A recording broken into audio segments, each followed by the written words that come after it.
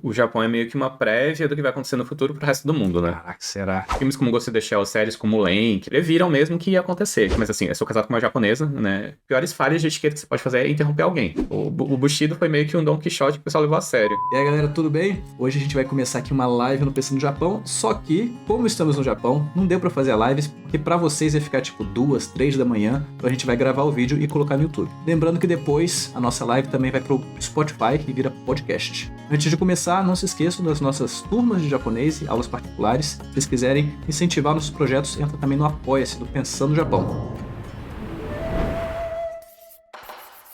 E hoje a gente está aqui com um brasileiro, Peter Felipe, que tem muita experiência na área de indústria de softwares. O que você tem de experiência nessa área? Eu tenho experiência já há bastante tempo trabalhando tanto no mercado brasileiro, mas também com o mercado japonês, de software, de infraestrutura, de tecnologia de forma geral. É interessante porque é bastante diferente e acho que é um dos pontos que a gente vai abordar aqui. Como é diferente você trabalhar para uma empresa brasileira e mesmo para uma empresa brasileira, mas que tenha presença no Japão. A gente vai falar sobre isso mais pra frente, mas vamos começar aqui pelo começo mesmo. Como é que começou o seu interesse pela língua, cultura japonesa? É recente? É muito antigo? Ele é antigo, até porque, como vocês podem perceber pelos cabelos brancos, eu não sou um cara tão novo assim, né? Tem que fazer a barra pra esconder os meus. E assim, eu não peguei talvez aquela época de ouro que muitas pessoas pegaram dos animes e todo aquele boom de cultura pop japonesa. O meu contato foi um pouco antes disso, foi com artes marciais, foi fazendo karatê quando eu era criança. Né? O último entrevistado foi um karateca. Eu nunca levei muito pra frente, pra falar a verdade. Eu fiz tipo 2, 3 anos, eu acho que eu ia subi de faixa umas 2 ou 3 vezes só. Mas o fato de toda aquela cultura, aquela questão de você chamar o teu mestre de sensei. Teve o filme do Karate Kid dos anos 80 também. Senhor Miyagi, aprender a contar, fazer os katas e tudo mais. Aquilo tudo acho que teve uma influência muito grande, porque foi num momento de infância que a gente tá formando uma série de coisas, né? Coisas na nossa cabeça tá se consolidando. Sim. Isso teve uma influência muito grande. Um pouco depois aí, claro, teve aquelas séries japonesas que começaram a aparecer na TV e tal, e a gente ficava encantado, como todo mundo, né? De Tokusatsu ou de... Isso, de Tokusatsu, né? Changeman, Jaspion, aquela coisa toda. Depois veio Dragon Ball. Cavaleiro do Zodíaco. Eu nunca fui super otaku, né, assim, mas assim, tipo, quem é um pouco mais velho sabe que Dragon Ball, Cavaleiro do Zodíaco, você não era otaku, todo mundo gostava, né? Eu nunca tive muito contato fora do karatê, eu nunca tive muito contato, não tinha vizinhos ou amigos que eram da comunidade, que eram Nikkeis, né? Foi mais então essa questão do contato primeiro com a arte marcial e depois uma questão de mídia, que eventualmente foi se apagando, né? A minha adolescência eu não estava mais tão interessado, mas eu era um cara que eu gostava muito de cinema. Quando eu estava um pouco mais velho, ali nos meus 14, 15 anos, em Brasília tinha um cinema do Senac, se não me engano, e eles mostravam filmes artísticos, antigos e tal, e teve uma época que eles começaram a mostrar todos os filmes do Akira Kurosawa. Legal. E como era de graça e não tinha nada melhor para fazer, eu ia em todas essas sessões, né? Ele faleceu agora, né? Foi uns meses? O Kurosawa tem bastante tempo, eu acho. Nossa, desculpa. Não, Akira Kurosawa. Mas do Dragon Ball. Mas tem o outro Akira, que é o grande mestre também, Toriyama, que faleceu recentemente. Sim, o Toriyama, não. Podia os Akiras. Morreu faz tempo. Mas enfim, que foi os Sete Samurais e aqueles filmes clássicos que inclusive influenciaram, tipo, Star Wars, Rashomon, Oran, etc. Então, eu fiquei de cara porque era muito diferente de outros filmes que a gente via na televisão, assim. Sim. Né? Desses daí você gostou mais de qual? Eu acho que o Sete Samurai é o clássico, porque assim, enxerga as influências dele numa série de outros filmes, tipo Star Wars mesmo, né? Muito influenciado. É verdade. Né? O povo acha que foi ao contrário, né? Influência, às vezes, do Japão, né? E é um filme antigo, mas é legal. Ele tem ação, ele tem humor, ele tem... Eu acho que vem muito... Você falou, tem influência em muitas coisas modernas, tipo, aqueles estereótipos de cada personalidade da galera do grupo. Tem um cara mais esquentadão, tem um mais sério... E nem anime, tem sempre uns estereótipos de personalidade, eu acho que veio muito daí também, né? Ele meio que, assim, definiu a fórmula, né? Tipo uma estética, assim. De você ter o grupo que cada um tem a sua especialidade, a sua personalidade, né? Eu recomendo, assim, é um filme antigo, é um filme preto e branco, mas... Tem umas 3 horas, se for mais. Por aí, né? Mas vale a pena, viu? Tirem um tempinho aí pra assistir, se você gosta de cultura japonesa, porque vale muito a pena. Os Sete Samurais e o Rashomon, eu acho bem legal, eu gosto bastante. Ainda mais que o Rashomon, ele pegou dois contos do Akutagawa, né? Ele pegou o Yabunonaka e o Rashomon e juntou no mesmo filme. Era literatura e transformou em filme. Mas o Uran, Cara, Urano eu não consegui, tipo, gostar. Eu achei muito longo, muito caótico, o tempo todo, você fica assim, cara, é realmente pra passar aquele sentimento de guerra, né?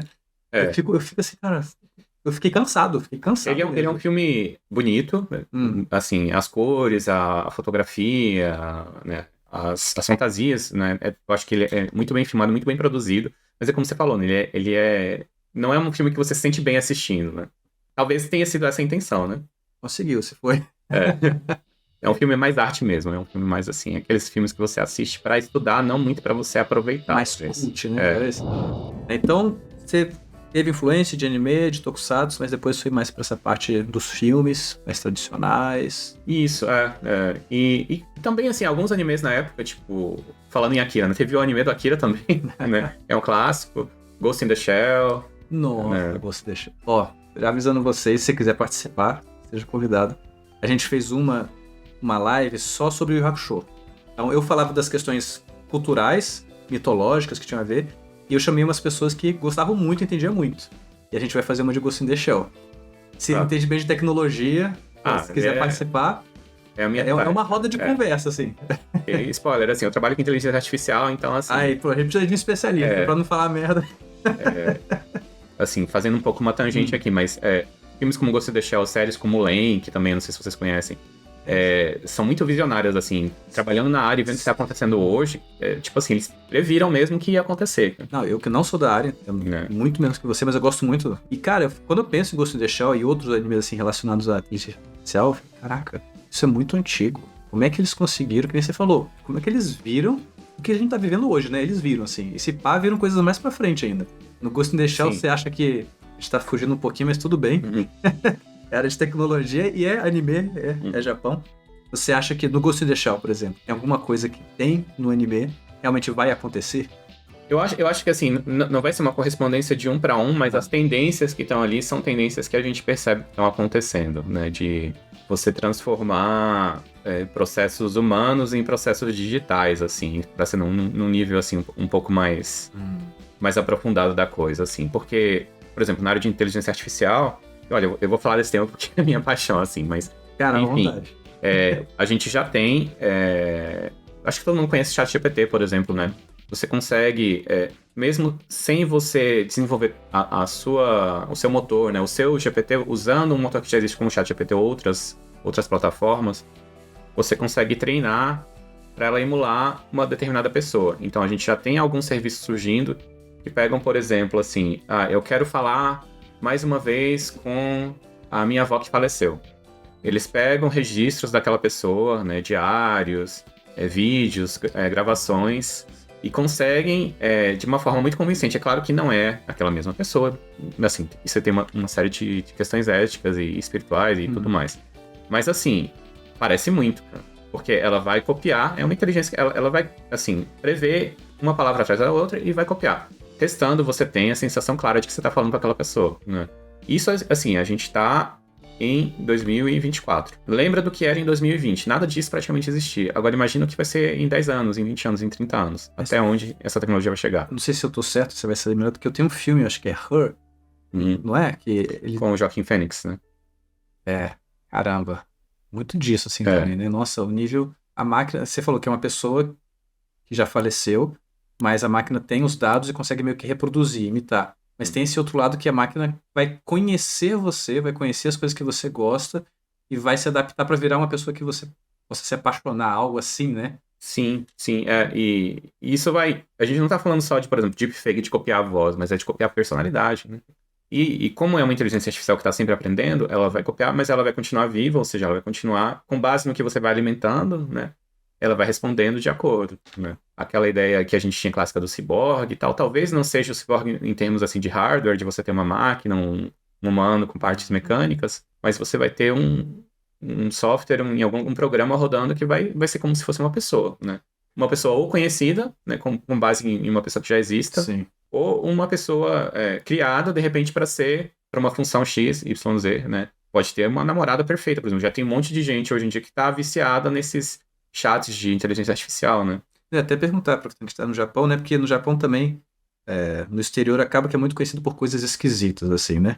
É uma besteira, mas tem esses casos de casar com personagem de anime, ou casar com o próprio. Como é que chama aqueles dating games, né? Isso acho que aqui o pessoal chama de visual novel, né? Ah, sim. É.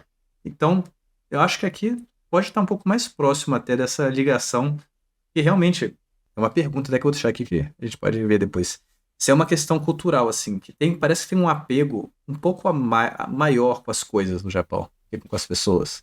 Sabe quando tem aquele conceito mono no are, uma coisa assim, como tem a impermanência das coisas, aí tem a influência do shintoísmo que fala que cada coisa pode ser um kami. Uma pessoa pode ser um kami, uma montanha pode ser um kami. Não sei se eu estou viajando muito, posso estar, mas é como se, cara, a maneira com que os japoneses lidam com os objetos, com as coisas, com a casa, com a limpeza, parece que é um pouco diferente, assim, do nosso lidar, por exemplo, do brasileiro, assim. Uhum. Parece ter um pouco mais, não é, eu falei apego, mas um pouco mais de cuidado com aquilo, dá mais importância. Será que é muita Não, viagem o que eu tô falando?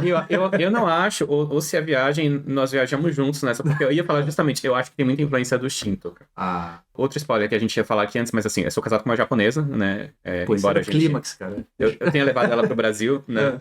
Uma coisa que eu percebo, por exemplo, né? Quando a gente usa o hashi e tal, aí depois de 1, 2 anos ele tá meio velhinho, é hora de jogar fora. Ela não simplesmente joga no lixo. Ela fala, arigatou sayonara, né? Tipo, ela agradece porque usou aquele objeto, né? Foi muito útil, assim, nos alimentou. E aí diz sayonara e descarta, É tipo né? um enterro. É, como se fosse um enterro, né? Isso pra tudo que ela descarta, né? Assim, que é um objeto que não seja descartável, né? Que a gente tem utilizado. Então não vou dizer que são todos assim, que eu Sim. tenho experiência só com ela, Claro. mas eu entendo que eles têm um respeito pelos objetos e talvez venha muito dessa ideia de que tudo tem um caminho ali encarnado, né? E eu acho que daí talvez faça um pouco mais sentido, um personagem, ele é um objeto, ele representa um conceito, tem ali um espírito, um caminho. Tá indo bem além do que eu esperava, mas muito bom, pro bom. Agora, tem um problema, né?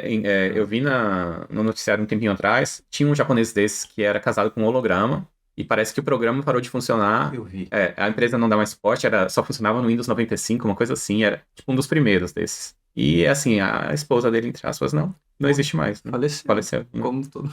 É um viúvo agora, é um viúvo Ele é digital. um viúvo. Talvez o primeiro, né?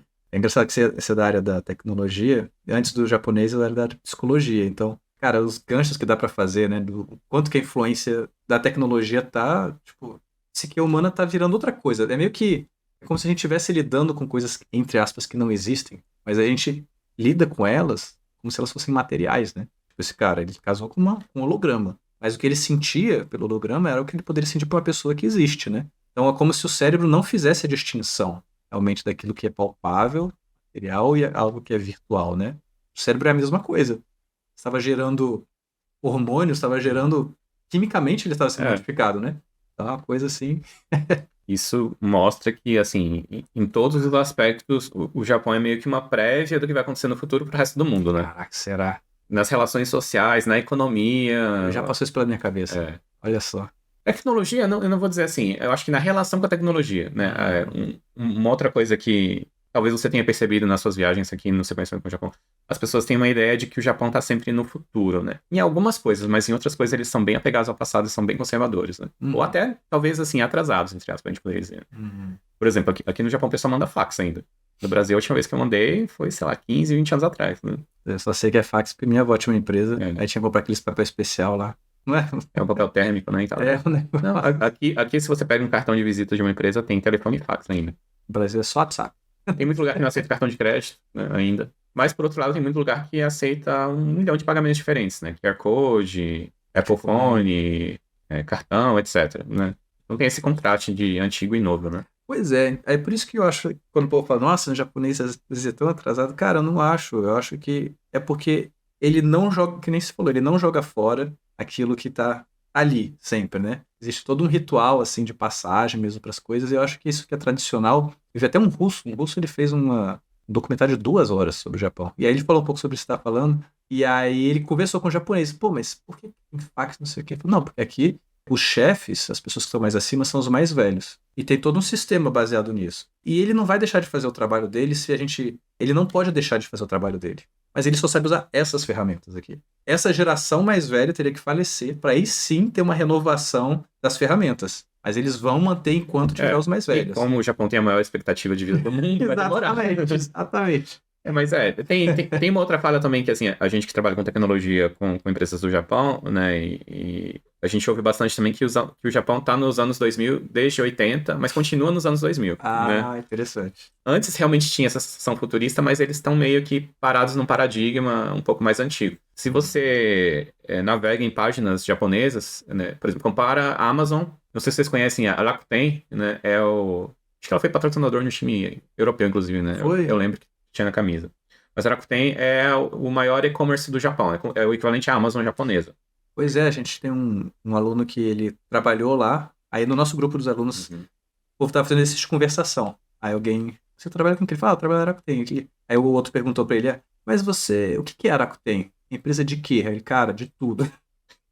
Eles começaram como um e-commerce, né, como uma loja virtual, né, mas assim, tem mobile, que é telefone, tem seguradora, é bem típico das empresas japonesas também, né? Vai fazendo de tudo, né? Mas enfim, compara o site da Amazon com o site da Rakuten. O site da Amazon você navega, você acha que você quer, é super fácil de você comprar. O site da Rakuten é super confuso, né? Tem aquele web design, tipo, de 20 anos atrás, mas assim, é super conhecido, é super famoso e as pessoas gostam. Talvez pela questão da idade, né?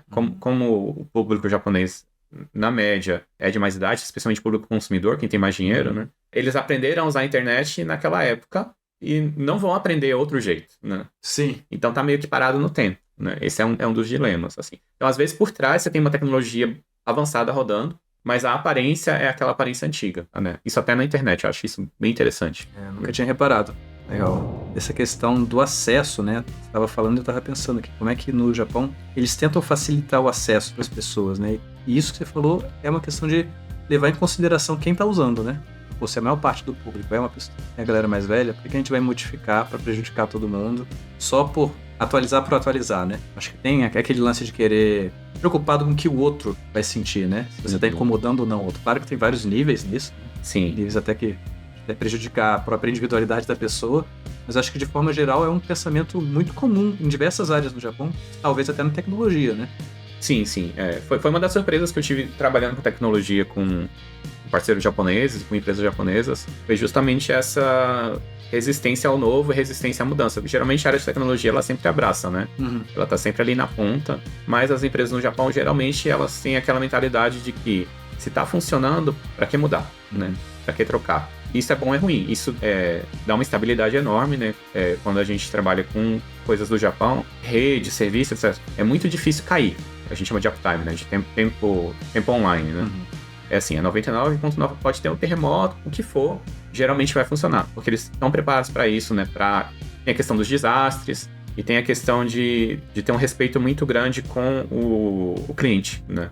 Você já deve ter comentado, é até um pouco clichê, né? Mas que se você está numa estação de trem e o trem vai atrasar 30 segundos, eles pedem desculpas e avisam, o trem XYZ vai se atrasar e vai chegar às 13h47 e 59, né, por exemplo. Eles falam, né? Porque as pessoas se planejam com base, com tudo ocorrendo no tempo previsto, né?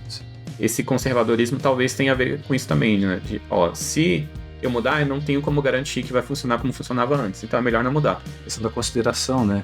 Forte. Nossa, isso é uma coisa que, pessoalmente, é uma questão pessoal minha, né? Eu admiro muito e eu sinto muita falta no Brasil, assim. Eu acho que o Brasil e o Japão tem muitos aspectos que são bem opostos. Coisas boas e coisas ruins dos dois, né? Mas esse lance da consideração, o próprio serviço em si, quando você está a serviço de alguém, você realmente pensar na pessoa, né? O povo chama de choque cultural reverso. Quando você volta para o seu país e tem alguns choques. Olha o meu, quando eu morei no Japão, voltei, primeiro choque cultural reverso. Eu tive que resolver um problema, não vou falar de empresa nenhuma aqui, mas uma empresa de internet. Cara, demorou 3 horas. Liga, pede uma coisa, aí cai a ligação, volta, não sei o quê. Aí quando volta a ligação, você pediu uma coisa e estamos fazendo outra.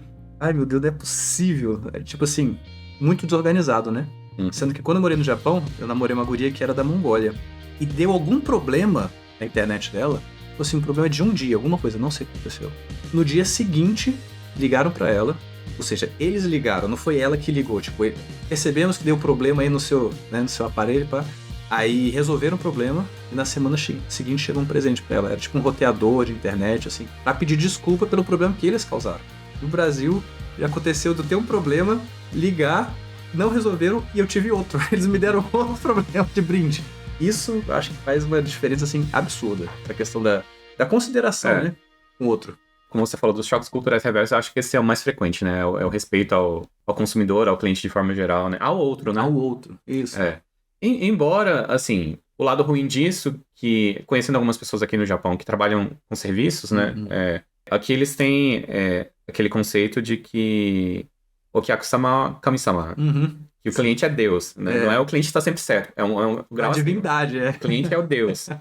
Então, assim, isso gera em algumas pessoas, né? O pessoal, principalmente um pouco mais velhas, que tem um certo perfil, talvez, assim, de família mais aristocrática e tal, aquela sensação de que eu estou acima e você está abaixo. Mas que é bastante comum no Brasil, inclusive, né? O pessoal na internet chama de Karen e tudo mais, né?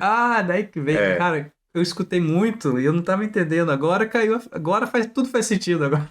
Então, até os japoneses fazem um pouco de piada com isso, mas assim, existe esse estereótipo, né? Principalmente de pessoas mais velhas, assim, que se você não fizer o teu serviço perfeito, eles vão te criticar e vão te dar uma avaliação ruim no Google, né? Vão pedir para falar com o teu gerente e tudo mais. Leva, assim, a uma certa restrição, né? Por exemplo, tem empresas que as mulheres não podem pintar o cabelo, por exemplo. Quando você vai para a entrevista, lá na descrição do emprego, tem assim, não pode ter cabelo pintado, corte tem que ser conservador e tal. Tem uma série de questões, porque geralmente essas empresas trabalham com um público mais velho, né, mais conservador, e eles têm uma expectativa de imagem, inclusive, né? Coisas que no Brasil pra gente é impensável, né?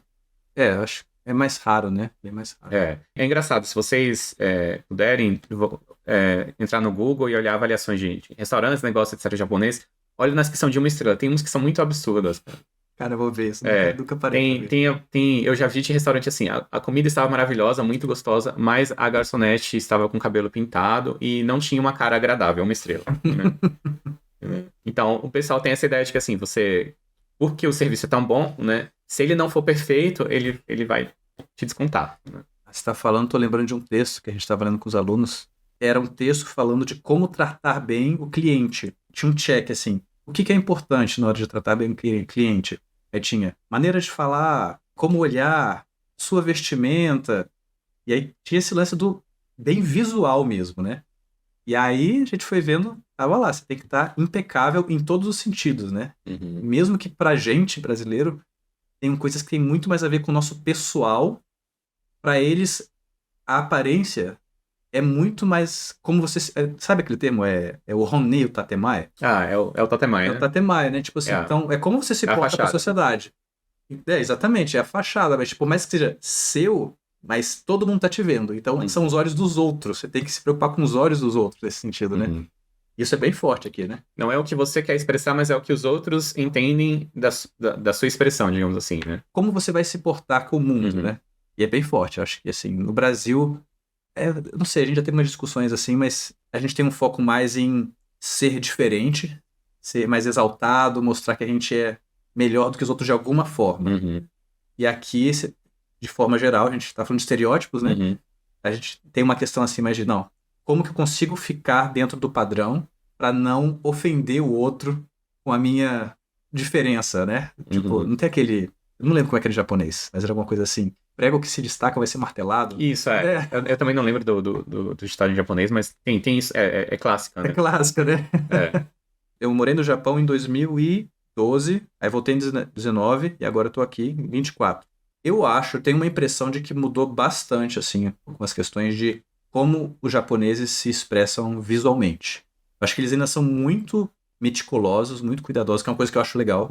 Não importa o estilo, é muito bem feito. Assim, vai ser o estilo uma coisa mais gótica, uma coisa mais punk, uma coisa mais conservadora, tudo é muito bem feito. Mas eu acho que eles estão se expressando mais, assim, se deixando soltar mais. Você tem que ser perfeitinho. Sim, Não é trash, sabe? Eles são Kodawaru pra tudo, né? Isso. E, não, eu também senti, nessa minha última visita, já vim pro Japão muitas vezes, e eu acho que, e assim, por causa do Covid também fiquei 4 anos sem visitar, e eu senti realmente uma diferença. Eu acho que, conversando com os colegas daqui, com as empresas daqui, muitas empresas, por exemplo, começaram a trabalhar remoto. Aquela questão de você ter que trabalhar de terno para os homens diminuiu bastante, né?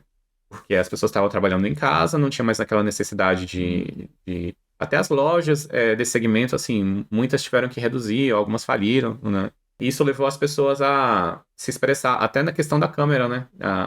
Os japoneses, eles se preparam para ter uma reunião em vídeo, por exemplo, né? Coloca uma roupa legal e tal, não é aquela coisa de pijama que às vezes a gente faz no Brasil, né? Como quase tudo tem um ritual, né? Tem um rito, ritual. assim. Mas, assim, isso abriu espaço para que as pessoas, talvez, adotassem estilos mais pessoais, né? Não aquela questão uniformizada que tinha antes, né? Nossa, foi legal você falar disso, porque foi semana passada, a nossa turma mais avançada, eles estão estudando para o N2 do JPT, e tinha um texto falando, o cara tava falando assim que a vantagem das reuniões serem online, né? Você pode pensar um bando de coisa, né? Aí, mas era uma visão bem de japonês mesmo, assim, bem cultural, né? Ele falou, nossa, a maior vantagem que eu vejo é que você não precisa ficar preocupado com que os outros, com os olhos dos outros. E quando você tá com uma reunião realmente cara a cara, e a pessoa tá falando com você, você tem que ficar, sol, né? Não sei o que. Aí ele fala esse aizuti, né? Esses sons. Uhum. Você tem que estar reagindo o tempo todo ao que o outro tá falando. Só que na chamada online, você não precisa ficar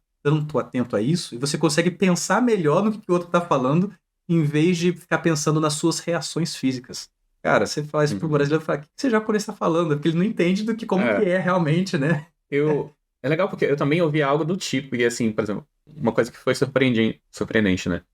Que numa reunião online, como você tem às vezes aquela ferramenta de você levantar a mão ou coisas do tipo, o timing de você falar, por exemplo, ou de você fazer uma pergunta ou uma intervenção é muito mais claro e as reuniões conseguem ser um pouco mais objetivas. Um dos pontos que eu conversei com o Rafael, que a gente talvez abordaria aqui, seria a questão das diferenças de, por exemplo, uma reunião de trabalho com brasileiros e uma reunião de trabalho com japoneses, né? Isso foi o que a gente ia falar. E eu acho que isso se estende não só para o trabalho, mas para relações pessoas também. Brasileiro, no geral, a gente tem uma tendência a conversar meio que de forma, assim, um vai entrando na conversa do outro, né? A gente não espera a pessoa terminar de falar até o final para começar. A gente vai interrompendo de uma forma orgânica, assim, né? Culturalmente orgânica. Às vezes incomoda um pouco, é meio chatinho, mas assim, a gente vai falando um na frente do outro mesmo, de forma geral, né? No Japão, isso é assim, uma das piores falhas de etiqueta que você pode fazer é interromper alguém, né? Você espera ela falar até o final, daí você fala, né? E o pessoal fala que nas reuniões de trabalho, eu já tive essa experiência também, principalmente quando tá o chefe e os subordinados, né? A pessoa, ela deixa a pessoa esgotar todo o assunto, né? O chefe falar até o final e sempre fazendo o aizuchi, né? Sodas, né? Concordando.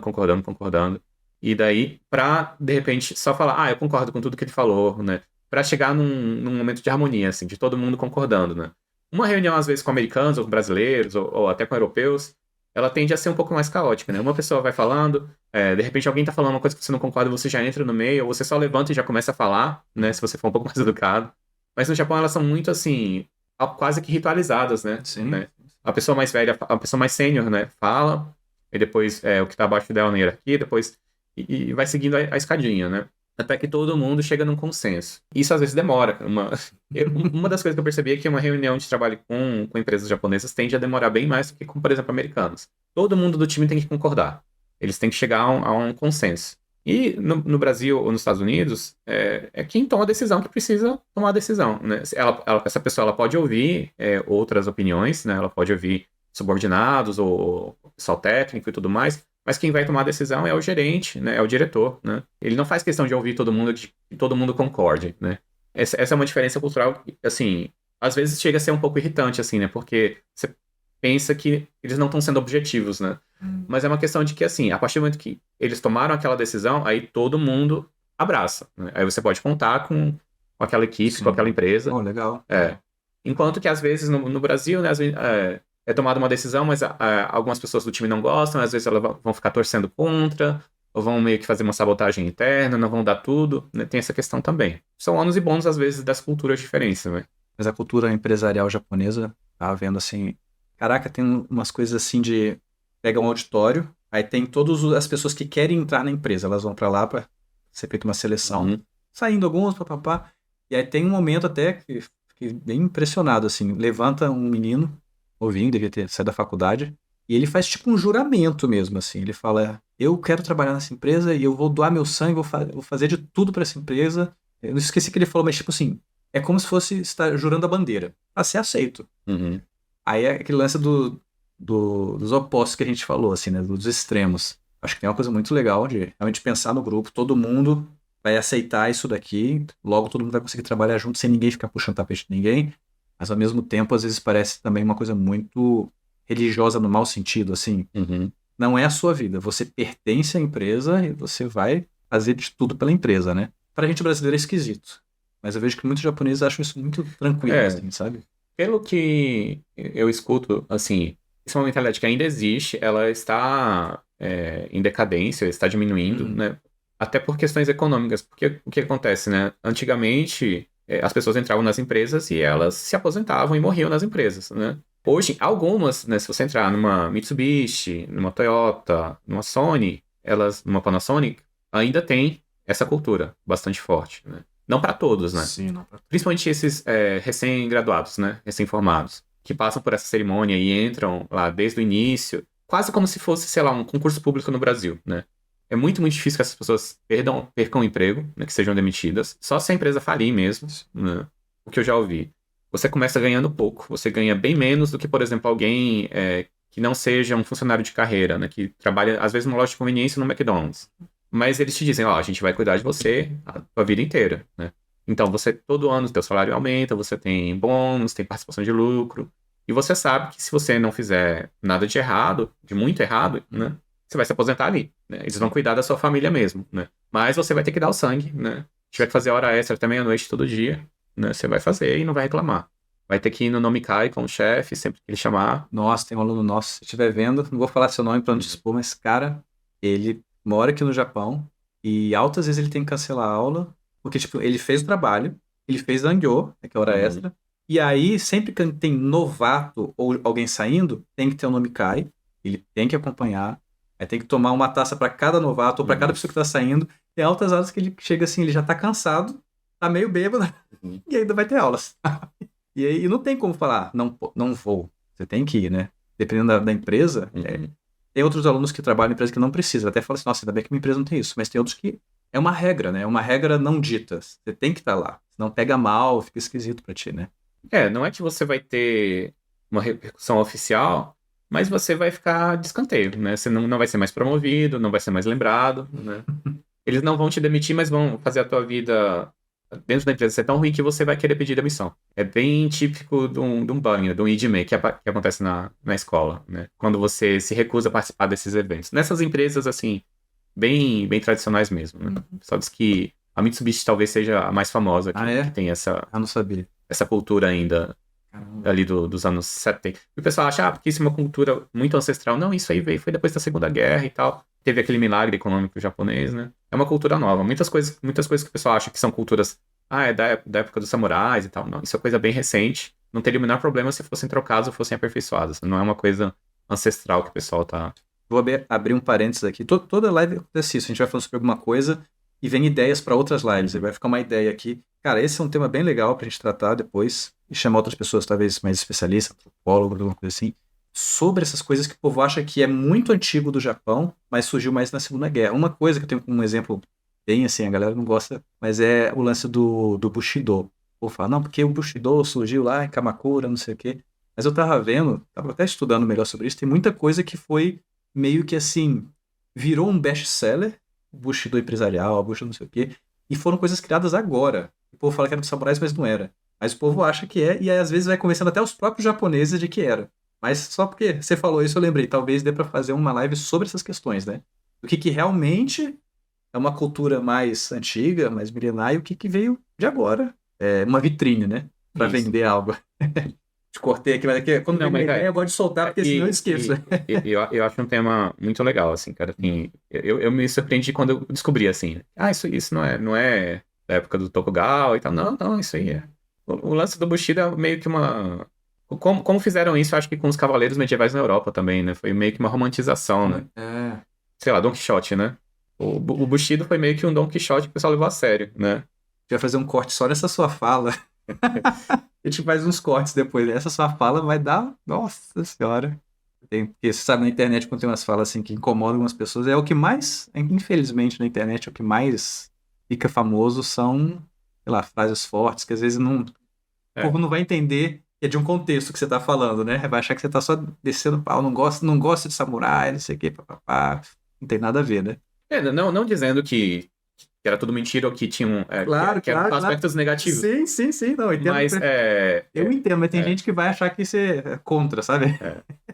uma coisa é o que acontecia na prática e outra coisa era o que as pessoas escreviam nos manuais como versões idealizadas, né, do que Sim. deveria ser, né? Exatamente. Não significa que as pessoas seguiam 100% o que acontecia ali, né? Nossa. Se vocês assistirem o Lan, como a gente falou aqui antes, Nossa. vocês vão ver que os samurais não eram, né? Esses cavaleiros.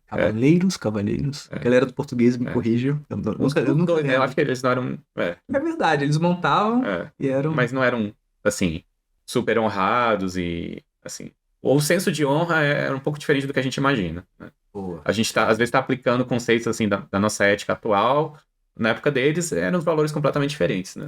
Falando nisso, recomendo vocês lerem um livro antigo da Ruth Benedict, que era uma antropóloga americana, e ela fez um estudo antropológico pro Japão.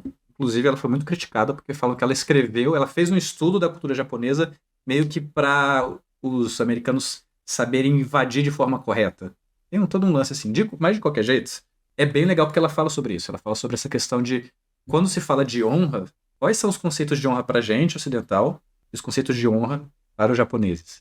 Aí vai entrar umas questões tipo assim, vingança, ou não. Aí tinha um samurai que prostituía a própria filha para se vingar de um cara.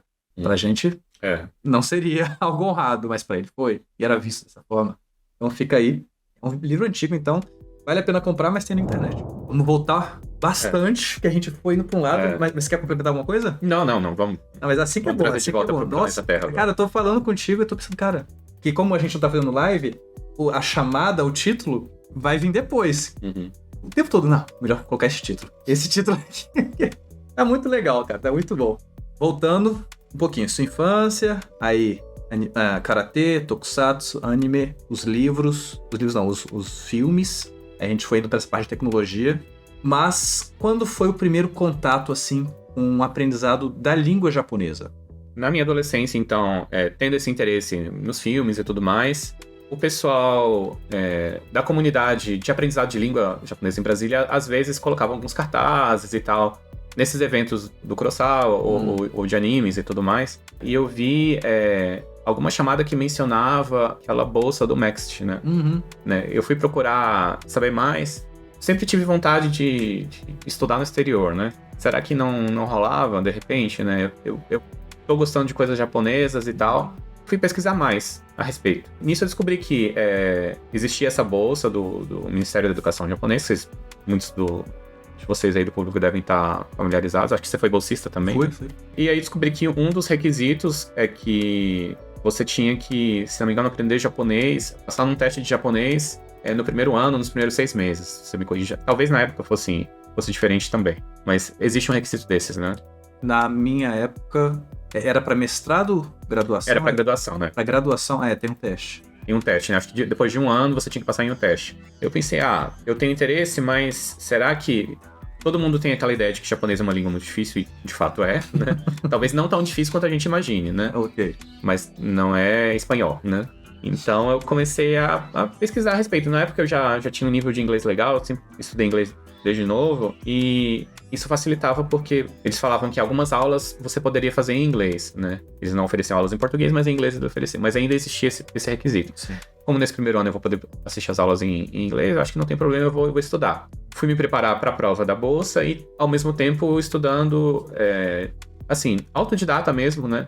Pegando livros emprestados e materiais na internet que ainda eram muito, muito incipientes. A gente tá falando de 2000, 2001, por aí.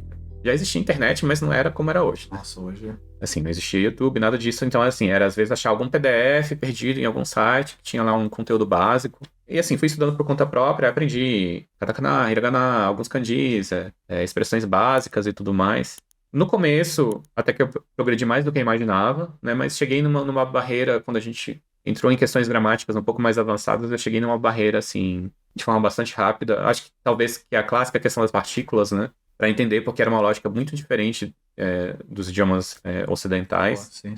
Na época, em Brasília, a gente tinha a opção da escola modelo, mas eles têm cursos, assim, muito formais, né? Muito formatados, e, assim, tem que ser no início do ano, eu acho que A cada semestre você começa uma turma, mas é assim, é quase que como um curso de universidade mesmo, né? Não são aulas livres, você não pode montar a agenda do jeito que você tem. Então, para mim ficou difícil. E também não tinha condições de pagar na época. Meus pais estavam fora de Brasília, estavam morando sozinho, fazendo alguns bicos e tal para me virar. Eles mandavam um pouco de dinheiro só para me sustentar. Então, não deu certo essa questão das aulas. Eu fiz a prova do MEXT, do Momokaku Show, passei, tive a chance de ter passado. Fui para entrevista lá na embaixada, mas eu desisti de ir. No momento da entrevista, a gente conversando e tal, eu falei, eu prefiro dar essa... Eu não sei se vocês vão me escolher, na verdade, mas eu prefiro dar essa chance pra alguém que realmente quer ir, porque eu acho que eu não estou preparado pela questão do idioma. Assim, não sei, senti o medo, achei que não estava preparado, né? Talvez estava muito novo, né? Mas esse foi meu primeiro contato com a língua, que talvez foi um pouco traumático, assim, sempre fiquei com aquela ideia nos anos seguintes, cara, será que se eu tivesse ido, a minha vida teria sido diferente, né? E daí, depois desse primeiro contato, por causa disso, eu tentei meio que apagar essa questão do Japão. Não vou mais pensar a respeito, vou focar na minha formação aqui no Brasil, na minha carreira, na minha vida profissional.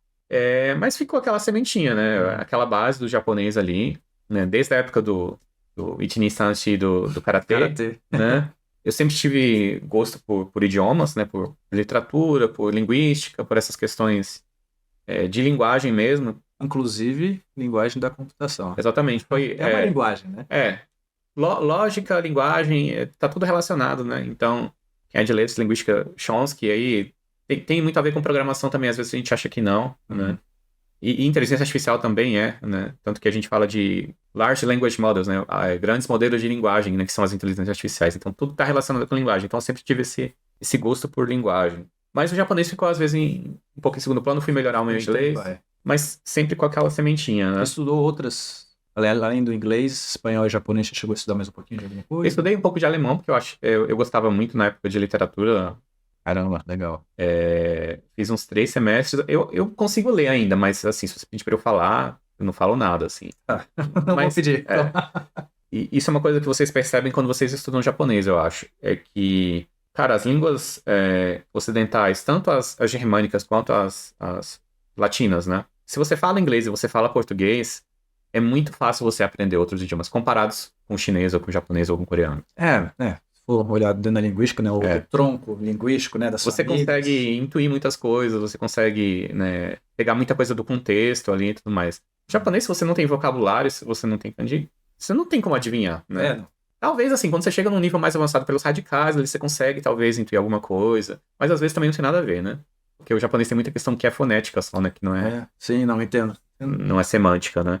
Pra quem sabe o inglês e tem um desapego com a fonética, né? Eu tava vendo uma pesquisa lá falando que hoje em dia do japonês falado, 30% do japonês falado é katakana. E normalmente claro que vem de outras línguas também, mas é do inglês. Então, por exemplo, eu tava dando aula de cores ontem para uns alunos, aí tinha lá as cores. Aka, ao, midori, chairo, blá blá blá.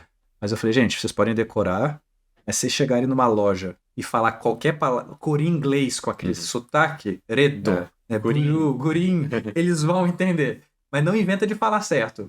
Red. Tem que falar da forma do katakana. Se você vai no McDonald's e você fala hambúrguer, please, talvez eles não vão... Mas se você falar hambúrguer, please. Pronto. Eu lembro até de uma conhecida minha, e eu não me lembro se era o pai ou a mãe que trabalhava na embaixada de um país que falava inglês, e o inglês era tipo assim, era a mãe. O inglês dela era impecável. E o pai arranhava no inglês. E aí eles fizeram uma viagem pro Japão, e foi muito engraçado, porque a mãe tentava falar inglês, não conseguia. Mas o pai, com o inglês todo esquisito, conseguia falar com os japoneses. E a mãe ficava olhando assim, cara, o que eles estão falando? E eles se entendiam. É uma coisa assim de... Mas eu acho que foi falta de flexibilidade dela também, porque ela só conseguia escutar se fosse exatamente a pronúncia correta. Então ela não abria espaço para, tipo... não sei se você viu um vídeo que a gente colocou ontem, tava eu e um japonês conversando. Ele faz inglês na universidade. E aí eu perguntei pra ele, porque ele foi, acho que na Irlanda, acho que era Irlanda ou Islândia, não me lembro agora, e ele fez um pouco de intercâmbio lá. Perguntei, mas o inglês de lá é igual dos Estados Unidos? Ele, não, muito diferente, a pronúncia, não sei o quê. Perguntei pra ele, pra você, qual é o do inglês, né? Qual é o mais difícil? O inglês da Índia é muito difícil. Né? Eu demorei muito tempo. Trabalhando com tecnologia, inevitavelmente você vai trabalhar com indianos, né? Nossa, é verdade, eles são muito fortes, né? Assim, talvez o mais difícil mesmo, né? Acho que tanto no japonês, mas no inglês também, que talvez por ser uma língua mais popular, as pessoas têm uma certa obsessão em ter uma pronúncia perfeita ou não ter um sotaque. Às vezes, no contexto internacional, você não ter uma pronúncia muito nativa, né? Um pouco mais devagar e mais clara, é melhor. Sim. Você se faz entender melhor, né? Acho que pro japonês não, porque não é uma língua mundial, né? Mas pro inglês, assim, você não precisa ter uma... Pode ter o sotaque, não tem problema, né? Você tá num ambiente que todo mundo fala inglês como segunda língua. Não é a língua nativa de ninguém ali, mas é uma língua franca, né? Uma língua universal, né? Então, eu percebi isso, assim, eu era muito obcecado com... Eu queria falar que nem um personagem do Friends, por exemplo, né? Mas você não precisa falar com sotaque super nativo, né? E por mais que você se esforce, quando você conversa com alguém, tem aquela saidinha... essa pessoa é brasileira, né? Você tá falando às vezes em inglês com ela, mas... essa... Não, foi agora, no início da viagem, eu fui pra Shikoku. Foi a única ilha do Japão que eu não tinha ido ainda, das grandes, né? Eu fiquei num hostel lá. Aí eu falava em japonês com japoneses, só que a maior parte da galera era de outro país, né? Quando eles começavam a falar inglês, já dava pra ter uma noção. Tinha muito alemão, russo, na hora você saca que é russo. Não sei, o R é muito forte. E francês também. É o R, mas é um R diferente, né? Os biquinhos que fazem. É verdade, E agora, sobre o sotaque ainda, né? Eu não sei se você corrobora isso, mas eu já ouvi de muita gente, mesmo o meu japonês sendo bastante básico, todo mundo elogia o meu sotaque, né? A pronúncia, né? Se você consegue pegar ali como se diz, a tonalidade, né? O português, assim, você fala japonês muito fácil, né? Muito tranquilo, né? Os mesmos fonemas que tem no português, eu acho que tem no japonês, né? Em relação como é que eu vou dizer? O sistema fonético japonês e do português, né? A gente tem mais fonemas. Então a gente tem um escopo maior. Então é mais comum, mais natural que um brasileiro consiga falar o japonês com uma pronúncia melhor do que o contrário. Uhum. E realmente, eu concordo com você. E as teorias também, não só a nossa prática, como as teorias, né?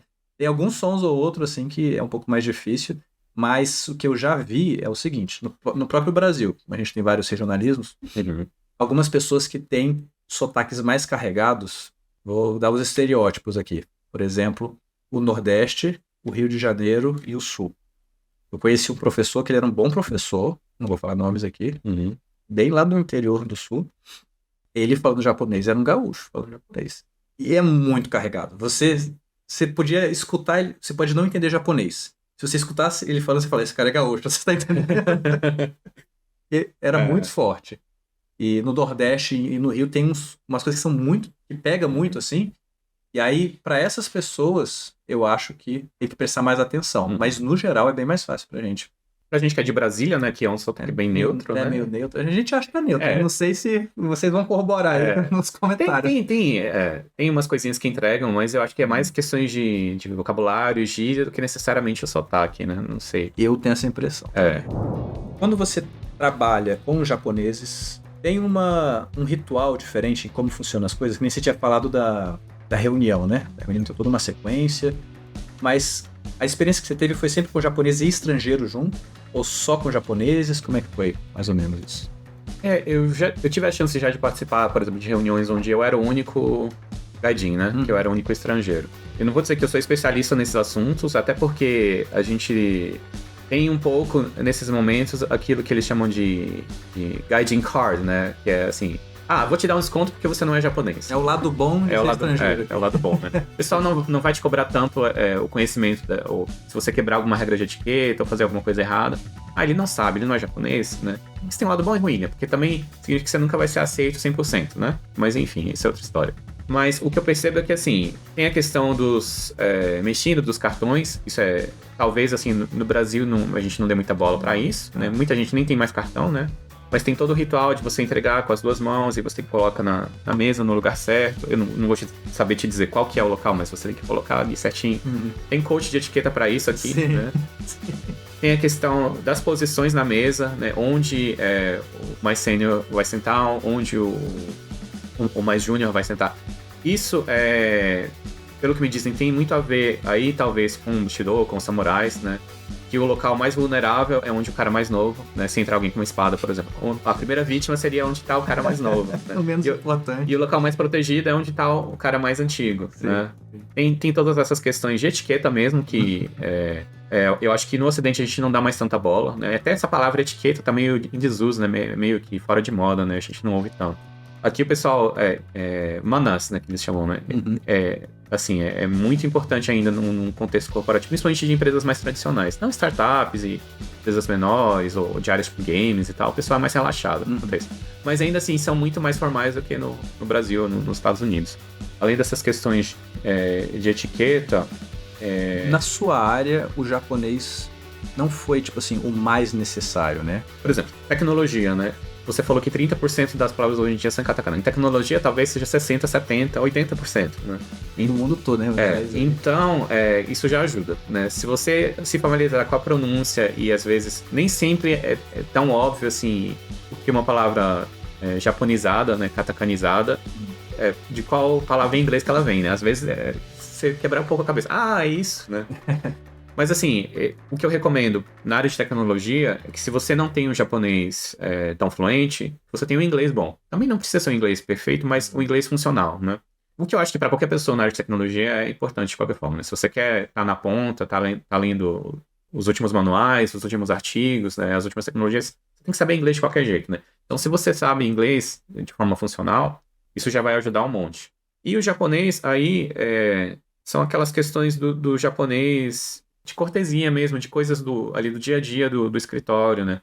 Otsukare-sama desu, osaki ni shirashimasu, esse tipo de frases feitas, de polidez mesmo, né? Isso já ajuda um monte, né? E questões culturais também, de assim, se você tá estagiando ou tá trabalhando em uma empresa japonesa, de quando você chegar a soltar aquele ohayou gozaimasu com a voz forte, né? De quando chega alguém, você fala otsukare-sama desu, né? São coisinhas bobas que às vezes a gente acha que no Brasil não dá tanta importância, né? Mas que aqui são gestos que, assim, vão reforçar muito a tua imagem, né? Aquela pessoa joga pro time, ela é colaborativa, né? Tá tentando se integrar, né? Sim. Na questão do idioma, assim, principalmente nas reuniões mais técnicas, o inglês, ele resolve muito. Onde o japonês é o diferencial vai ser justamente nos aspectos não técnicos, né? Na sua integração com o time, né? Na integração cultural, né? De você, assim, fazer parte mesmo, né? No japonês tem aquela questão do grupo e do exterior, né? Uchi e Soto, né? Eu acho que você chama, né? Então, para o pessoal te aceitar no Uchi mesmo, você tem um nível de japonês que as pessoas consigam ser casuais com você, né? Não sejam tão formais. O teu colega, ele não sinta aquela pressão de que, será que ele vai me entender? Eu vou ter que usar o Google Tradutor aqui para conversar com ele. Se ele conseguir soltar, assim, uma conversinha mais leve com você, acho que isso ajuda muito. Nossa, essa é uma coisa que a galera que mora no Brasil, a galera que mora no Japão, que são brasileiros, às vezes ficam com uns estereótipos muito duros de como são os japoneses, né? Aí tem influência que vai falar que japonês é assim, japonês é assado, sendo que é importante entender que a experiência de cada um no Japão, ela é individual e é dentro de uma bolha específica. Quem trabalha em fábrica vai lidar com um tipo de japonês. Quem está na universidade, outro tipo. Quem está trabalhando em empresa, outro tipo. Então, assim, tem vários estereótipos, né? Mas o que eu vejo, e vai ficar minha opinião aqui, e se pá, a gente faz vídeo sobre isso, é que muitas das pessoas que criticam muito os japoneses nessa questão da frieza, a maior parte das pessoas que não têm o japonês bom. Então, elas querem que os japoneses tratem ela melhor, ou querem que os japoneses se aproximem, mas a barreira da língua tá ali, sabe? Eu já fiz muitos amigos japoneses assim, eu fiz um recentemente, tipo, a gente tava na boate, bebendo, começou a conversar, na hora que ele viu que eu falava japonês, ele falou tanta coisa, ele desabafou comigo um bando de coisa assim, ele só queria alguém para escutar. Então, muitas vezes, claro que tem, até um vídeo que eu coloquei sobre isso, a pessoa reclamar, falou, não, o japonês é frio mesmo, não sei o quê. Eu falei, cara, às vezes a maneira de mostrar afetividade é diferente, né? E o japonês, no geral, não é tão do tato, né? A gente é muito do tato. Então, como é que você vai chegar nele? Você precisa falar. Como é que você vai se aproximar da pessoa se ela não consegue entender o que tem dentro de você? A língua é o caminho, né? A língua... com certeza. Na minha experiência, cara, assim, frio, eu acho que talvez seja um termo, assim, talvez um pouco enviesado, né? Sim. O japonês, claro, ele não é como o brasileiro, ele não tem... Se a gente fizer como contraparte aí, o calor humano, né? Ele não tem o calor humano que o brasileiro tem, então talvez isso possa parecer frio. Não, você mesmo, cara. É. Vou falar mal de você. Eu fui cumprimentar ele quando desci do trem, ele nem me deu um abraço, cara. Com uma esposa japonesa assim, Eu tô a brincando. gente perde um pouco esse hábito, mas Claro. porque você fica, assim... É o você meio, treina, né? eu sei. Né? Mas enfim, então não tem esse calor humano, mas assim, é frio? Não, assim, é diferente, né, cara? E eu acho que talvez o que o pessoal sente muito é que no Brasil a gente não tem muitas, assim, barreiras, né? Você age da mesma forma em todos os ambientes, né? Você é a mesma pessoa no ambiente de trabalho, né? No boteco, na balada, no churrasco. Aqui, eu entendo que as pessoas, elas, assim, separam muito, né, os ambientes. Então, eu já vi histórias de, por exemplo, de colegas de trabalho que eram casados, mas ninguém na empresa sabia que eles eram casados, porque eles mantinham a vida pessoal privada, né? Sim. Mas assim, como você falou, se você tá num ambiente que não é formal, só diz que japonês é tímido, cara, de forma alguma, assim, né? Não, assim, o pessoal, especialmente depois de alguns links, né? Espera pra ouvir um monte, especialmente se você falar japonês, né? Ou se você demonstrar, assim, às vezes você nem tá falando muito bem japonês, você tá ouvindo, o cara vai te falar um monte. Eu acho que realmente é uma visão equivocada que as pessoas têm. Talvez por ter contato com o japonês só no ambiente de trabalho, onde de fato eles são assim mais formais. Eles têm muito essa questão do profissionalismo, talvez até de forma exagerada pra gente que é brasileiro, né? Sim, de não abordar questões pessoais no trabalho, no ambiente de trabalho, né? Então, se você tá aqui no Japão e você só tem contato com japoneses, de repente, no seu trabalho, na fábrica ou no escritório, né? Você não tem amigos japoneses que você se encontra fora, você realmente vai ter uma visão de que eles são frios, né? Mas é porque, eles separam muitas coisas, né? Tem outra coisa que eu estava até conversando, é que eu vou falar de fábrica, porque eu tenho muito aluno que é de fábrica, assim. Existe uma questão que é, muitos dos japoneses de fábrica, engraçado, parece um produto, os japoneses que trabalham em fábrica, eles não têm, por exemplo, uma formação muito grande, como uma pessoa de universidade ou que trabalha numa empresa maior, e eles têm menos experiência de contato com estrangeiros. E ainda existe, não é o nosso tema, mas existe aquela questão, não são todos japoneses, que nem nos Estados Unidos, falar, os mexicanos estão roubando nossos empregos. Tem muitas das pessoas que estão nessa faixa de emprego que vê os estrangeiros dessa forma. Então você está lá trabalhando, ele está vendo você como um competidor direto, você não fala a língua dele, então existe uma tensão ali. E aí vai aquele outro lance que a gente falou mais cedo, que na cultura japonesa é forte também essa cultura do ijime. Então tem algumas pessoas ali que parece que elas estão buscando uma situação para poder fazer ijime, para se sentirem melhores, né? E aí, quando vê o estrangeiro que não consegue nem se proteger, acaba sobrando pra você. Sim. Então, eu já conversei com muitas pessoas que falaram, tipo, muitos descendentes japoneses trabalhando em fábrica, explicando exatamente isso, como que é recorrente, né? Mas aí ele não pode pegar esse cara e falar que todo japonês é assim. É um lugar específico, né? E da mesma forma que você não entende esses japoneses, esses teus colegas de trabalho, eles também não te entendem, né? Eles não têm contato com a sua cultura, eles não têm essa formação cosmopolita, como você falou, né? Sim. Eles têm um mundinho muito fechado, né? Não entendem o que você está falando, a forma que às vezes você está se vestindo, que você está se comportando, né? Então, essa falha de comunicação aí gera ruído dos dois lados, né? E às vezes você faz uma coisa, age de uma forma, não fala o que deveria falar, em vez dele achar que você falou, poxa, ele é estrangeiro, ele não sabe, ele tá pensando, cara, ele tá me provocando. Poxa, ele de propósito não tá respeitando a minha cultura. Tem disso. Às vezes até questão do idioma, né? Porque se você tá, às vezes, aprendendo e você não usou a forma correta ali, você não foi polido o suficiente, você pode ter ofendido e não percebeu, né? Exatamente. Pô, mas eu falei certo, mas não na linguagem certa. E, cara, me conta essa história aí com a sua esposa. Você falou que cortou o Japão numa época aí da sua vida, mas aí agora tá casado com uma japonesa. Então, aí depois de um tempo, né, já mais estabelecido, já com emprego, já formado e tudo mais, eu não sei te precisar, assim, por quê, mas, assim, eu voltei a me interessar pelo Japão. Talvez aquela sensação de que, eu podia ter ido, não fui, agora, de repente, pelo menos eu vou viajar pra conhecer, né, pra saber como que é. Na época, talvez, começado esse boom de turismo do Japão, né, que hoje eu acho que é talvez o destino mais famoso, assim, mundialmente, né. A gente tá hoje aqui em Kyoto. Eu acho que Kyoto, no ano passado, foi a cidade que mais recebeu turistas no mundo. Sério? Mais de 40 milhões de turistas, né? Então, foi mais ou menos quando começou a se popularizar isso. As passagens ficaram um pouco mais baratas na época. Eu tava numa onda de viajar e conhecer o mundo e tudo mais. Eu vou pro Japão, ver como é que é, né? Já que eu não fui quando eu era mais novo, vamos ver agora. E, assim, viajei, conheci um monte de lugares e tudo mais. E acabei conhecendo a minha esposa aqui. Você conheceu aqui? Aqui no Japão. Eu achei que eu achei que ela tinha ido pro Brasil como intercambista ou alguma coisa da embaixada, você tinha conhecido lá. Não, eu conheci ela aqui. Se não me engano, na época, tinha um site que você se inscrevia lá para participar um grupo de pessoas japonesas para você ir em restaurantes ou lugares onde turistas geralmente não iriam, né? Coisas assim, para te apresentar lugares mais únicos ou mais, não diria exclusivos, mas assim, mais escondidos, Ok. né? Uma coisa, por exemplo, aqui no Japão, só para fazer um parênteses, né? Tem muito restaurante que fica no segundo, no terceiro, no quarto andar.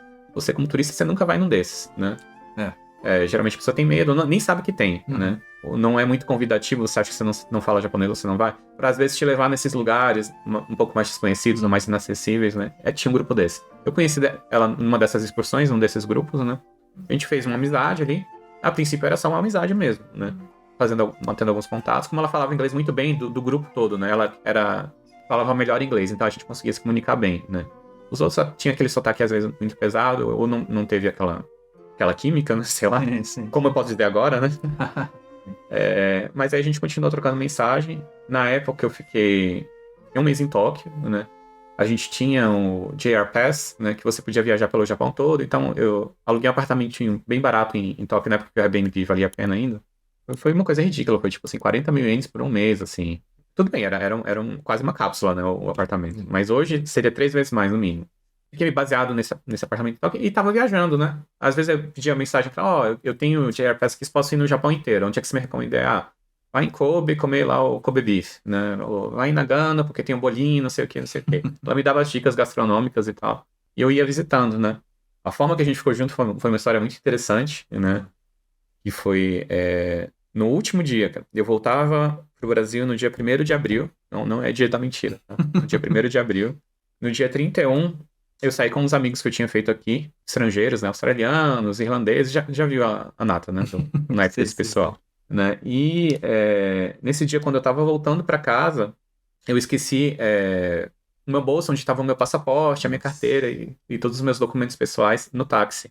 Meu Deus. E por que você estava andando com o teu passaporte? Cara, porque no Japão, você precisa andar com os teus documentos, porque se a polícia te parar, você tem que provar que você está aqui legalmente, né? Isso é um ponto negativo, mas assim, eu já ouvi histórias de pessoas que estavam andando só com a cópia e tiveram que ir na delegacia e deu aquela dor de cabeça toda e pensei, eu vou levar aqui. Não, tem outra coisa que é a vantagem. Tem várias lojas para turistas que tem um tax-free. Que você pode comprar um produto muito caro sem os impostos do Japão. E você tem que mostrar o passaporte. Que é 10% de desconto na hora, basicamente. Né? Então, assim, eu tinha me acostumado já a andar com passaporte. Né? E justamente no último dia, eu esqueci no táxi. E assim, aqui no Japão, se você perder as suas coisas, via de regra em achados e perdidos, você consegue de volta.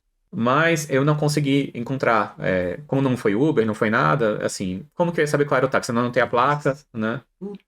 Eu fiz um registro na polícia, é possível que esses documentos apareceram no achados e perdidos da polícia, mas leva tempo, né? Às vezes até o cara achar um tempo embora no pra dia ir. seguinte, Como eu ia embora no dia seguinte, não ia dar tempo de... E na época não era assim tudo tão conectado como era hoje, isso foi 2013. Então não tinha um sistema da internet que você colocava lá o seu nome, de repente hoje talvez tenha, né? Mas aí eu tinha que ir de delegacia em delegacia em Tóquio, que é imensa, né? Então, enfim, eu tive que ir na embaixada, no consulado, para pedir um passaporte de emergência, mas ia levar uma semana para ficar pronto. Isso, 1º de abril, para vocês terem ideia, é a mais alta temporada no Japão. A gente tá um pouquinho depois, mas você passou, né? Que é a época da Sakurazo, né? Então, assim, não existe hotel, basicamente, para você... E se você achar, vai ser 3 vezes o preço da diária. E, assim, é muito cheio, tem turista para tudo quanto é lado, turista tanto local quanto estrangeiro, né? É uma época muito bonita, mas é uma época muito cheia, né? Sim. E, enfim, para essa história toda, eu precisava de alguém para me ajudar a ir à delegacia, né? Fazer toda aquela papelada, porque perdeu o passaporte, tinha visto os Estados Unidos, tinha um monte de coisa. E eu já tinha aquela ideia que, eu não lembro onde que eu vi, mas que o pessoal disse que os passaportes brasileiros são os mais valorizados no mundo, né? Não sei se você já ouviu essa. Porque brasileiro, ele pode ter qualquer cara, né? É mais fácil de você falsificar que um americano também, né? Mas o passaporte americano, ele é muito mais restrito. E o passaporte brasileiro, não. Então, eu tinha ouvido falar que o passaporte brasileiro tem um preço muito alto aí no mercado negro. Mas, cara, eu vou fazer um BO imediatamente e já vou no consulado cancelar, porque eu não quero que role nada pra mim, né? Sim. Mas aí, pra fazer isso, precisava de alguém que tinha um japonês. Assim, o meu japonês era muito básico na época, mais do que hoje. Não tinha como ir numa delegacia fazer um BO, por exemplo, né? Procurando quem poderia fazer, foi com a minha esposa. E era sua amiga. Que era minha amiga na época. olha, aconteceu um problema terrível, eu vou ter que passar mais alguns dias aqui no Japão e eu preciso de alguém para ir comigo na delegacia. E assim, ela tava trabalhando normal na época, ela achou uma tarde lá, pediu folga na tarde, que numa empresa japonesa, nossa, você não... Pra quem faz hora extra todo dia, você pedir pra sair uma tarde mais cedo é difícil, né? Ela tirou uma tarde pra ir comigo na segunda, né? Isso foi no domingo. Na segunda-feira, a gente foi na delegacia, fez lá o BO, né? Aí depois disso eu fui no consulado, já dei a entrada no passaporte emergencial. Achei um hostel, assim, muito, muito acabado pra passar a semana ali. Nessa semana, né, ela me ajudando, aí eu tinha que, às vezes, ir na delegacia de novo pra assinar alguma coisa, ou fazer esses processos burocráticos, e tava numa down, assim, porque, cara, que coisa horrível, né, que aconteceu e tal. Né, a gente foi se aproximando, né. Aí nessa semana, a gente tava conversando bastante, né, ela me ajudando bastante, a gente, né, acabava, toda noite tava saindo pra jantar e tal. A gente achou, será que a gente não vale a pena a gente tentar ficar junto, né? Dali, aí a gente ficou um relacionamento à distância, né? Caramba. Nessa semana a gente Começou com relacionamento à distância? a gente começou à distância. Nossa! Na época, cara, 2013, isso era uma época que o real estava muito valorizado. Foi aquela época, quem for um pouco mais velho talvez lembre. Todo lugar que você viajava no mundo, você ouvia alguém falando português, né? Os brasileiros estavam viajando bastante. Na época, eu fazia muito plantão na minha empresa, então eu tinha muitas folgas. Tipo assim, todo final de semana que você trabalha, você ganhava 2 folgas, né? Um dia você ganhava 2 folgas. Então eu tinha, tipo, umas 40 ou 50 folgas acumuladas e tal. Aí eu já me planejei para voltar pro Japão assim que possível, né? Nesse mesmo ano. Teve um amigo dela que morava nos Estados Unidos que ia se casar, ela falou, por que a gente não se encontra lá então? Né? Aí a gente passou o final de semana, a gente se encontrou de novo. Aí pra gente decidir, vamos seguir a distância mesmo ou não, né? Você tá no Japão, eu tô no Brasil, né? Relacionamento à distância já é complicado quando você tá, às vezes, no mesmo estado, no mesmo país, né? Agora imagina aí nas capitais mais distantes possíveis, né? Que é Brasília e Tóquio, né? Não, vamos tentar esse ano, vamos experimentar, né? Aí a gente se encontrou esse casamento aí nos Estados Unidos, em Nova York, e já planejou para no mesmo ano, eu combinei com o meu chefe, eu quero tirar umas férias mais longas e aproveito que eu zero as minhas folgas aí, porque vocês têm que fazer o planejamento de vocês e tal. Aí eu voltei e fiquei com ela em Tóquio esses 40 dias, né? A gente ficou junto. Aí a gente planejou, não, vamos montar um plano. Ou a gente vai ficar junto mesmo pra valer, né? A gente já não é mais tão novo, né? Vamos ficar junto. Aí a gente decidiu, você vai pro Brasil ou eu vou pro Japão? A gente fez as contas e tal. Eu tô de saco cheio aqui do meu emprego no Japão, é muito cansativo, é muita hora extra. Vou tentar uma coisa nova. Como você tem um emprego estável no Brasil, eu vou passar um tempo com você no Brasil. Daí no ano seguinte ela passou uns 6 meses comigo, mais ou menos, pra ver se ela se adaptava. Ela se adaptou em Brasília. Né? Em Brasília tem uma comunidade japonesa legal, não só de Nikkeis, né, de descendentes, mas de pessoas de embaixada, de empresas e tal que tem lá, né?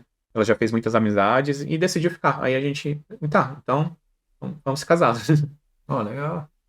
Aí ela pegou o visto e tudo mais e a gente tá junto aí até hoje, né? Mais no Brasil, mas quem sabe, né, futuramente aqui também. A gente imagina que acabe sendo entre os 2 países, né? Ficar indo e vindo, né? Se possível, né? Nunca imaginei, e uma das coisas que são coisas do destino, né? Que, primeiro, a questão do passaporte, né? Não era pra gente ter ficado junto. E no último dia, eu perco. Uma das universidades que, quando eu fiz o processo da bolsa, que possivelmente eu iria, foi a mesma universidade que ela fez. E como a gente é da mesma idade, né? A gente faz aniversário, assim, uma semana depois do outro, né? Caraca. Então, é possível que a gente tivesse estudado na mesma universidade, na mesma época, né? Nossa. Se eu tivesse vindo pra cá. Então... Aquelas coisas, cara, que mentira. Se fosse filme, eu não acreditava, né? Quem for ver esse vídeo depois, né? Deixa as perguntas no comentário. A gente faz uma parte 2 até pra responder. Eu não tenho redes sociais, mas ele pode me passar as perguntas e... a gente pode fazer, como já fizemos, umas lives online mesmo também. Cara, só pra finalizar, então, você acha que, assim, pra essa parte de desenvolvimento de softwares, parte de game, tecnologia, aqui no Japão, acho que é tranquilo da galera entrar? O que você indica, assim, como as principais coisas para tomar cuidado, para focar, se quiser trabalhar com os japoneses nessa área? Eu acho que o primeiro ponto, o japonês ele vai te abrir portas, mas você precisa de algo além dele, né? Porque, pense bem, o japonês, todo mundo que nasce aqui já fala, né? O que você tem além deles, né? Um trunfo, né? Tem uma carta na manga, tem uma habilidade especial, né? Desenvolva essa habilidade, né? E desenvolva o teu japonês também, né? O inglês eu acho que na área de tecnologia é importante que todos tenham, né? Mas também, assim, o inglês ele é um requisito, ele não é uma habilidade, né? Só você falar inglês também não vai te abrir porta. Então, assim, desenvolva. Se você é programador, assim, pratique código, tenha um portfólio legal, né? Se você é DevOps, assim, tire certificações, tenha qualificações que te façam, assim, especial, porque, cara, aqui, qualquer nível, qualquer indústria, eles têm vagas, né? Eu não sei se você chegou a notar, mas se você andar pelas ruas, em todos os restaurantes, em todas as lojas, eles têm cartazes dizendo que temos vagas, né? Arubaito, né? Pelo menos assim... O chute, né? Tá recrutando. Eles estão todos recrutando. Na área de tecnologia, em especial, de software, tem uma demanda muito grande. Os programadores japoneses não têm uma reputação muito boa, as escolas daqui, elas não formam bons programadores de forma geral. Então, por exemplo, assim, essa indústria aqui, ela está sendo tomada por indianos, por exemplo. Em vários do mundo todo, né? Eles estão mais próximos, né? Sim. Então, assim, a maioria desses indianos, eles não têm um japonês, assim, super fluente, mas, assim, eles têm todo um planejamento. Eu já conversei com um pessoal indiano aqui, eles têm uma estratégia, né? Eles fazem, geralmente, quando eu tô lá na Índia ainda, tem algumas escolas de japonês que a gente faz, tipo, 1 ano de intensivo para pegar um N3 ou N2, geralmente é o que as empresas aqui pedem. E daí, essa empresa, ela já tem um contato com uma empreiteira ou uma recrutadora no Japão, faz a ponte com as empresas e paga uma passagem, paga um visto. Muito parecido com o que algumas empresas fazem com o pessoal que trabalha em fábricas aqui, mas na indústria de tecnologia que tem salários muito mais altos, né? E tem uma estabilidade maior, né? Eu acho que no Brasil talvez a gente não tenha esse fluxo de software, mas o que as pessoas podem fazer, especialmente se você já tem um portfólio legal, você pode entrar em contato no LinkedIn ou... Diretamente com a empresa. Pode entrar em contato diretamente com a empresa ou com recrutadores, né? E fazer as entrevistas online e tudo mais, né? É porque até facilita a questão do visto, eu tava vendo lá. Assim, porque agora o governo brasileiro fez aquele contrato com o Japão que eu tô aqui sem visto, por exemplo. Se você ficar até 3 meses como turista, você não precisa de visto. Mas, mais do que isso, precisa de algum tipo. Conversando com a pessoa que ela falou assim, eu indico que você converse, que nem você falou. Conversa com a empresa, já vai conversando, ou se for uma faculdade, não pública, né? Vai conversando com o professor, orientador. Já resolve tudo. Se ele está garantindo que, eu quero você como estudante aqui, como bolsista, alguma coisa, ou eu quero você para trabalhar aqui na fábrica, depois de tiver tudo isso resolvido, aí você vai na embaixada mostrar, e aí isso vai facilitar muito mais você conseguir um visto de estudante ou um visto de trabalho. Aí já tem que estar resolvido, você não vai lá na embaixada pedir primeiro. Eu não saberia dizer os aspectos burocráticos, eu acho que tem um certificado que eles têm que mandar, tem que ser formalizado esse processo. Tem que ser formalizado. Não recomendo que as pessoas venham aqui como turista para procurar aqui. Eu acho que, inclusive, não pode, entre aspas, né? Não pode, mas acontece muito. Né? Porque você também não tem garantia, né? E, de forma geral, se você está conversando com uma empresa e você já tem um certo acordo, né? No Japão, as empresas tendem a honrar mais, assim, a palavra, né? Se eles estão dando a entender que eles vão te contratar, eles provavelmente vão te contratar, né? Mas, assim, cuidem dos aspectos legais, burocráticos de visto e tudo mais. E isso, pessoal, assim, para conceder é bastante rígido, mas uma vez que você tá aqui dentro, é tranquilo. E, assim, uma vez que você tem esse primeiro emprego, a não ser que você faça muita besteira e, assim, não seja um bom profissional, todos os exemplos que eu conheço são pessoas que seguiram aqui, né? As que quiseram continuar no Japão, continuaram. Muitos já têm visto permanente e construíram a carreira deles aqui. Um ex-aluno nosso, que ele estudou Corinthians um tempão, veio para cá para fazer como se fosse um curso de japonês, mas ao mesmo tempo, eu não sei exatamente como é que era a empresa, mas era uma empresa que te dava o curso e te ajudava a fazer Python. E ele era professor de inglês. E aí ele conseguiu trabalhar como professor de inglês, e aí foi chegando limite do visto. E ele, cara, eu quero ficar aqui, quero morar aqui, não sei o quê. Aí o lugar que contratou ele, Python de professor de inglês, renovou. Eu não sei mais quantos anos ele vai ficar, mas a ideia dele é morar aqui. Uma vez, como eu falei, uma vez que você tem, porque o Japão ele tem uma deficiência de pessoas para trabalhar enorme, né, cara? E aqui em Kyoto mesmo, a gente tem alguns conhecidos aqui que tem restaurante, ou trabalham tem uma empresa de limpeza de hotéis e tal. Assim, pelo menos, assim, 50% das vagas possíveis não estão ocupadas porque não tem gente, né? E é incrível esse fato que você falou, e ao mesmo tempo tem uma eficiência tem uma qualidade absurda no serviço, né? Tá faltando gente, mas é eficiente pra caramba. Lembra aquele bar que a gente visitou, aquele pub que a gente visitou no final de semana? Tinha um Guri lá, né? um guri, né? Não devia ter 20 anos, eu não sei nem se ele tinha idade pra beber, mas tava ali servindo, É verdade. tomando conta de um pub inteiro, né? Na minha cabeça, o apelido dele de Legolas. É. E a gente deu sorte, né? Porque a gente não tinha quase ninguém. Depois chegou uma família cheia de gente. Que até conversei com uma mulher do lado. Que eu achei que era russo, né? Mas eles eram romenos. Eram romenos, né? Nossa, chegou um bando de gente. Tadinho dele. Tava com cara de apressado. Cara, vamos chegando ao fim. Você gostaria de deixar alguma mensagem pra galera que quer vir pro Japão, que estuda japonês? Ou até mesmo um resumo da sua experiência aqui sobre a cultura? Pode ser algo filosófico. Não, assim... Pode viajar. Eu acho que... Abrir seus sentimentos. Eu gosto muito do Japão, eu me identifico muito. Eu acho que, em muitos aspectos, ele é o oposto do Brasil, mas tem muitos aspectos que é parecido também. E, às vezes, a gente só entende isso quando a gente vem pra cá e quando a gente tem um contato maior com a cultura, com as pessoas. E, assim, gente, estudem a língua, né? Como a gente falou aqui em diversos momentos, você não precisa ser fluente para você ter os benefícios desse estudo. Não só na sua vida profissional, mas na sua vida pessoal também, né? Como foi o meu caso. Mas muito mais pessoal do que profissional. Além da língua, tentem entender a cultura, né? Que eu acho que é uma grande riqueza de lições que a gente tem. E que, como os dois países estão nos extremos, eu sempre comento com a minha esposa, a gente está numa posição ideal, porque muitas coisas os japoneses podem aprender com a gente e a gente pode aprender com os japoneses e chegar num ponto de equilíbrio. Isso é muito bacana, assim, a gente trazer um pouco desse calor brasileiro, dessa informalidade, dessa flexibilidade, né, desse jeitinho no aspecto positivo, né? Mas também da seriedade, né, do profissionalismo, do perfeccionismo japonês, né? A gente chegar ali no meio termo, eu acho que isso é muito bacana. Você já está convidado, quando a gente for conversar sobre Ghost in the Shell, que a gente vai falar de tecnologia, e você gosta também. Provavelmente vai ser uma live lá em Brasília, presencial, mas a gente consegue ficar com um grupo aqui e você na câmera também. Então não importa onde estiver. Se você estiver em Brasília, é melhor ainda. Né? Vai ser melhor ainda. Já está convidado. Geralmente eu tô em Santa Catarina ultimamente, mas posso dar um pulo em Brasília também. Mas pode ficar lá em casa. Já tem lugar. Beleza.